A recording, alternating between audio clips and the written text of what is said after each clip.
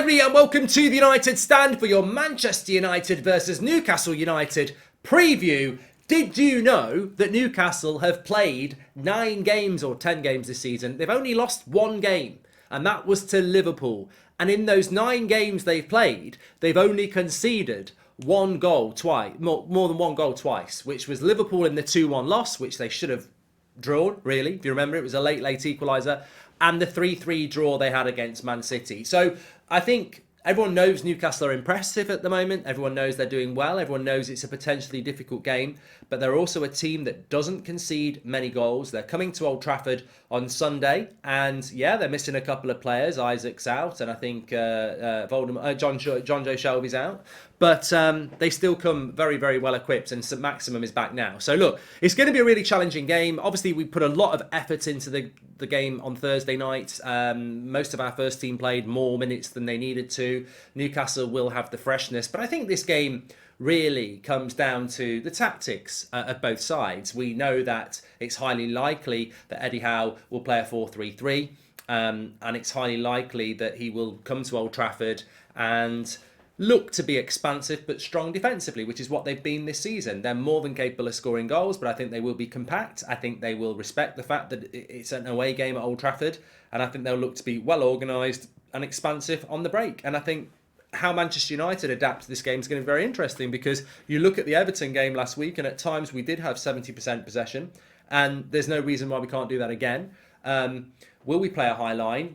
I think it much depends whether Varane is able to start the game or whether he goes with Lindelof again, because even against the Cypriot side on Thursday night, we saw, doesn't matter how good a player is, speed is different, and speed, Lindelof got outdone a couple of times, didn't he? So we need to be careful about that on the break. I remember Newcastle playing against us, was it last year or the year before, where they scored a goal on the break as well. So we've got to be very, very careful. But it's going to be, I think it's going to be another tight game. I think every game we've got over the next 3 games, Newcastle, Spurs, and then Chelsea, concentration levels are going to need to be really key. We cannot afford another 3 or 4-0 loss. But I think all 3 games have the potential to be very, very tight. So we're going to have to be very, very concentrated.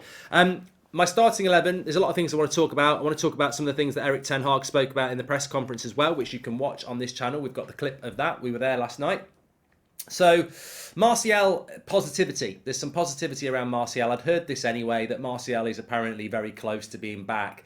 I don't know whether Martial's actually training, because Harry Maguire's not back in training yet. He's expected to be back training with the team next week, which means highly likely he will miss definitely the Newcastle game, definitely the Spurs game, and highly likely he'll miss the Chelsea game. So I would expect Maguire will be back for the home tie against Sheriff in a couple of weeks, which gives him just enough time to get back for the World Cup, if you're interested in that. So Maguire's out of it.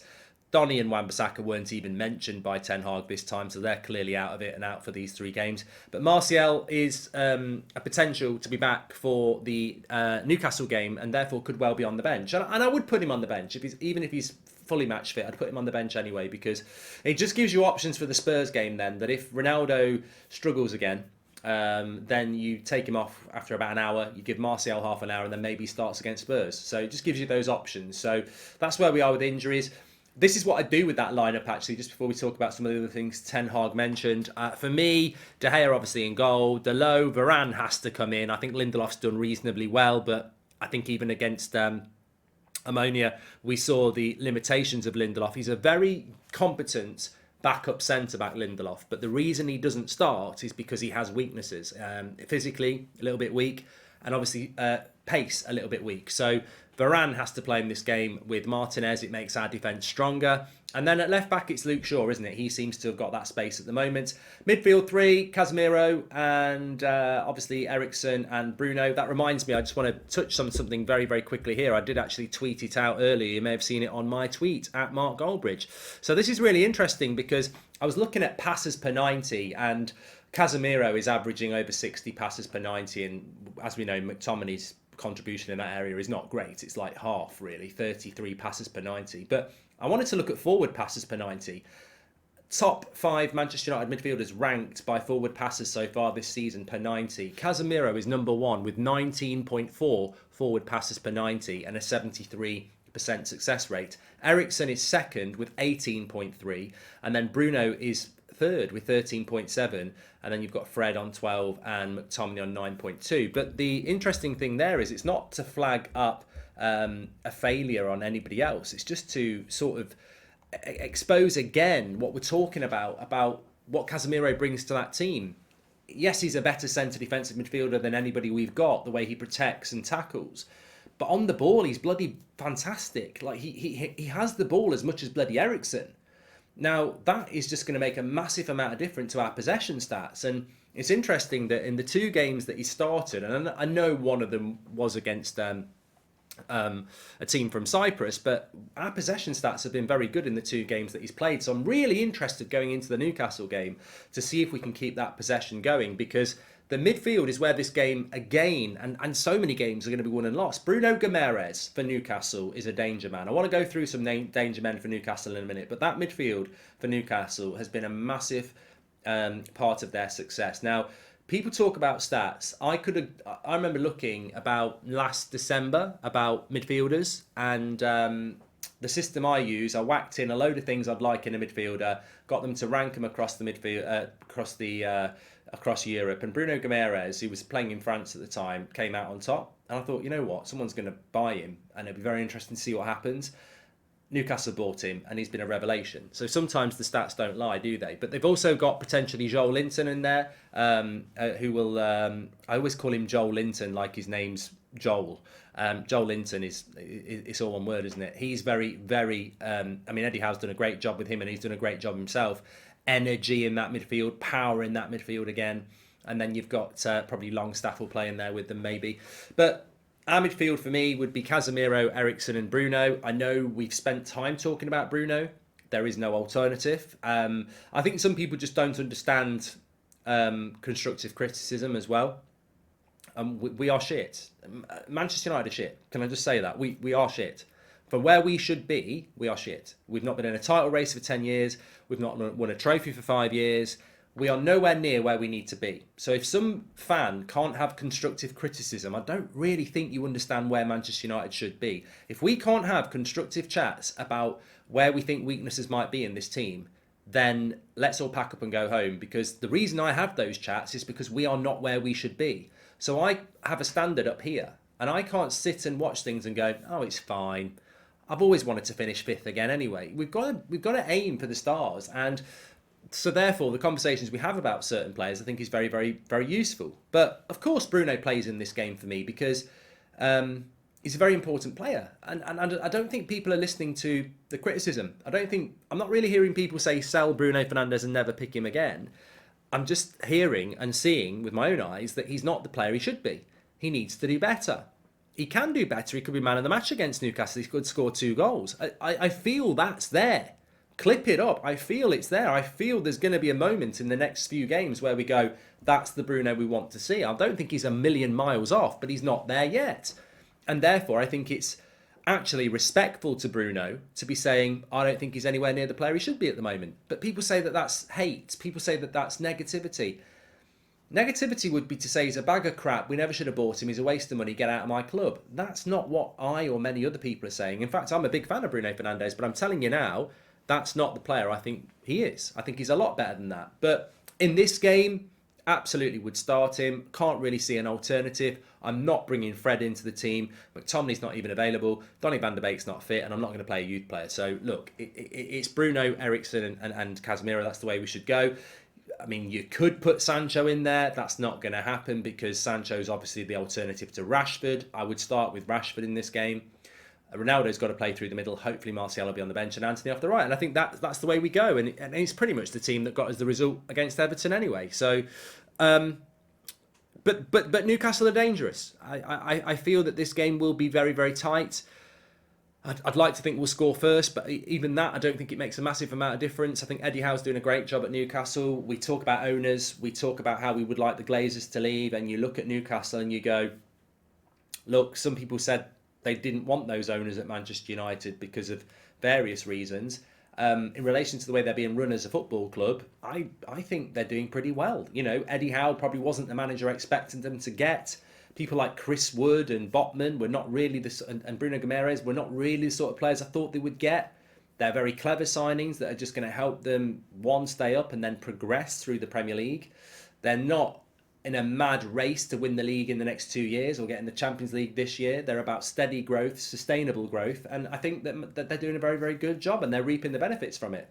The thing about Newcastle is when they do get Champions League football, it's over, because then they can say to the Mbappes and everybody else of this world, there's the money, here's the platform, we're in the Champions League, come and make us great. So if Newcastle keep progressing and they get in the Champions League, it's over, because they're the richest club in the world. But they're not there yet. It's a game we should be looking to win. It's a game I think we will win. I'm going to go with a 2-0 Manchester United win. That's my prediction, and I think we have to win, because I think I'll look at the next 3 games of Newcastle at home, Spurs at home, and then Chelsea away. If we're really serious about having a good season, you've got to start accumulating the points. I think Liverpool's big problem is they haven't accumulated the points, and it's not the sort of season where you can really make up ground. There's so many games, there's so many gaps, it's relentless. You want to get the points on the board, and that's what we need to do over the next few games. And also, we're playing teams that really fancy a go at us. Spurs and Chelsea will want to finish above us. Newcastle will want to get near us. So we're not only, it's not like you're playing Fulham, Bournemouth and Forest. You're playing 3 teams very close to you. So they have a big impact if you can take the results. And I think we've got to take 7 points. 7 points I'll be over the moon with. Anything less than that, and you've probably lost the game, and that's not a good look. So I think we will beat Newcastle. But I don't think it's going to be straightforward. I think Newcastle will be very, very well organised. I think they'll be very good on the break. Callum Wilson is fit. I thought he wasn't fit. Isaac's not fit. St Maximum is back. Almiron's playing very well at the moment. They're mobile. They're capable of creating chances. They do score good goals. Bruno Guimaraes is fantastic at the moment. But look at their centre-backs as well. I think Botman is a very good signing, as many of you would know. He's a name that's been mentioned for quite a while across Europe. They've gone and got him. He's very, very good. They've got Trippier at right back, of course, as well. Nick Pope in goal. They're a solid team. And again, I mean, I think they're better than Everton. And we said last week beating Everton would be a big result. And I think if we beat Newcastle at home on Sunday, it will be a positive result. There won't be much time to dwell on it, because then it's Spurs at home and we're looking at that. But I think it's going to be a really, really exciting couple of games. And of course, we've got to be very wary that we don't fall into the trap of losing one of these games at home, because I do think United, the very nature of United at the moment, and you'll feel it like I feel it, is that you just never know what's going to happen. You have the Manchester Derby game and you go, oh my God. Then you beat Everton and you go, that's positive. And then, to be honest, the game on Thursday night left you a little bit concerned again. You just don't know what you're going to get with United. And I think we're absolutely craving some consistency. And it's interesting what Erik ten Hag actually said, because he spoke about some of the issues that have befell Manchester United on Thursday night, and he said, look, Rashford does need to be more clinical. I think he said the whole team needs to be more clinical, but Marcus knows that he it just wasn't his night. But you've got to look at the positives and you've got to look at the chances, and I think that's just clever management there. If I'm talking to Marcus Rashford or any player after Thursday night, of course, there's more than enough reason there for fans to have a few things to say about it. But as a manager, I'd be saying to someone like Marcus Rashford and Bruno Fernandes and Anthony and everyone else like that, look, the chances are there. If it was 0-0 and we'd scored in the last minute and created nothing, I'd be more frustrated than I am where we've created 30 chances. I think we could create better chances. I think sometimes, certainly the finishing wasn't good enough. But I personally always say this about Darwin Núñez. I'm convinced that Darwin Núñez will be a success at Liverpool. I don't want him to be, but I think he will be, because having watched him at Benfica last season when we were looking at him, he's a chance magnet. And look at Rashford yesterday. Ronaldo got no chances. Anthony got chances. Rashford got chances. In a United team, you will get chances as the wide forward. It's the number 9 where you're in the graveyard shift. And Rashford had a lot of chances yesterday. So if he can get another couple of chances at the weekend, I think he's a good finisher. So look, as I said this morning, we just got to move on from the Europa League. We've got 3 Premier League games, 9 points to play for, and a real chance to get ourselves firmly in the race for top 4, which, as I say, I don't think we're going to get top 4. So what an opportunity it is to go and do that. And I think we will win on Sunday, and then it's on to the next one. It's going to be a very interesting week. And I was just to to bring a bit of clarity to what I'm saying here, you might have seen that Reece James is looking unlikely to go to the World Cup. I'm not talking about that because he'll miss the Man United game in a week's time. I think he's a fantastic player, but it just shows you that we are going to see a lot of this over the few weeks. The World Cup is a terrible timing, but because of the World Cup, we're almost repeating the COVID mistake a couple of years ago where we're demanding these players to play 3 competitive games a week for weeks. And we're about to go into a period of time now where we're doing that. And I think we're going to pick up injuries. And that is going... I think this season, unless you're going to delve into the January transfer market, which we don't know whether United will, I think our season, if we're absolutely honest, is going to be dictated to by how lucky or unlucky we are with injuries. And if you look at it already, Martial's been injured a lot. Rashford's had an injury. Maguire's injured. Donny's injured. Wan-Bissaka's injured. So we already don't have a great platform to go into a season that's going to be very hard and relentless and say we need to be lucky with injuries. And we do. This week, we need to be able to pick the same team every game. And can we do that? Will we be in a position to do that? Because the games, Newcastle's hard, Spurs is harder, and then Chelsea's harder than that. So the platform's there. You've got to go out and you've got to go and deliver.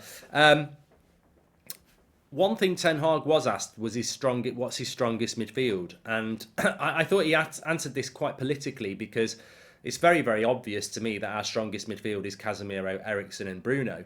I mean, Casemiro is the best tackler.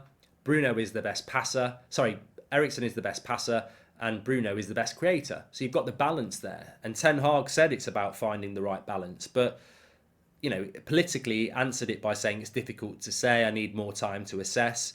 Even said that Fred played well, but you need a squad. And that's just very clever management because if he came out and said, well, clearly my best midfield is Casemiro, Eriksen and Bruno because they're a lot better than anything else I've got, that doesn't do anything for the, you know, passion merchants or Duracell bunnies of Fred and McTominay, who we've always described them as that. Wherever they're lacking in talent, they're not lacking in reliability and energy, and you don't want to diminish that. And I don't think Fred played particularly well on Thursday night, but it's interesting that Ten Hag always talks about his ability to press high up the pitch, and he always champions Scott McTominay as well. But they're very important squad players. It's funny how, you know, I've said many a time I wouldn't sell Fred and McTominay, not right now, maybe next summer, but not right now because I think they're valuable bench players. They're the quintessential bench players, really. I mean,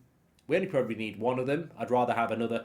We don't need Fred and McTominay because they're both quite limited in certain areas, but they do give you a lot of energy. I think we only need one of them. I would sell one of them next summer and bring in a more creative type midfielder. But right here, right now, they're very important. And when you need to rotate or you need someone for the last 20 minutes for a certain job, they're very important. But look, everybody knows the best midfield three is Casemiro, Eriksen and Bruno. I think it's a shame that Donny can't get into that conversation, but he's not in that conversation at the moment. So we are where we are. And that's why I would start Bruno Fernandes. And as I said, and I'll repeat myself, I think that, you know, I don't think Bruno's playing anywhere near his potential at the moment. I think he's doing okay. But I'd start him in this game because I think if Bruno can play to his potential, I mean, look, Bruno's potential is being back compared with Kevin De Bruyne again. It seems like a long time ago, but that was happening for about a year. Bruno was being compared to Kevin De Bruyne. That's the standard he set. He's not there at the moment. That's why I'm a bit critical of him. But, you know, 3 games to not prove people wrong, but to get yourself back. That's what we need from him. And we've not even spoken about Cristiano Ronaldo. I think Cristiano Ronaldo in this game is very interesting. I don't really think he had a lot going on against in the Europa League, but he was good against Everton, and I don't think he played bad in the Europa League, but the service wasn't there. Let's see what we can do in a game like this, and hopefully we've got Martial back as well. But I fancy us to win 2-0, and again, we're back into that stage where every game, and Ten Hag says this, you've got to take it a game at a time. Got to focus on Newcastle, got to get the result, and then you've got a couple of days to focus on Spurs, which is a big game, and then a couple of games. It's a relentless week. But it's relentless for everybody. Everybody's in the same boat, so I'm not worried about, you know, we've got a harder task than anybody, but what are 3 games? What are 9 points? And as I say, if you come out of that with 7, happy days, really happy days. But you know there's going to be twists and turns. You know there's going to be decisions and, you know, fatigue and all sorts of stuff. Life as a Man United fan never runs smoothly. We're not Man City who would just look at those 3 games and go, well, I'll rotate here, and we'll take 9 points. It's going to be challenging, but I think it's going to be very exciting as well. So we'll have to wait and see what happens. But I'm looking forward to it, and I fancy Manchester United to win 2-0. Thanks everyone for watching. Make sure you smash a like on the video. Bit of a mix-up on what we've been doing today because we had the video of Erik ten Hag's press conference, which you can check out. I've dropped the link in the description, or it's on the homepage. We've actually got Erik ten Hag doing his press conference, so didn't really need to do a reaction. So combined it in a preview. Make sure you smash a like. 8 o'clock tonight on the United stand. That means it's fan forum time. Get involved. No, it's not fan forum. It's Q&A on a Friday night. Bit of a drink. I might have to have a whiskey because of my throat. I'll see you at 8. Take care, everyone. Smash a like, subscribe, and I'll speak to you all in a bit.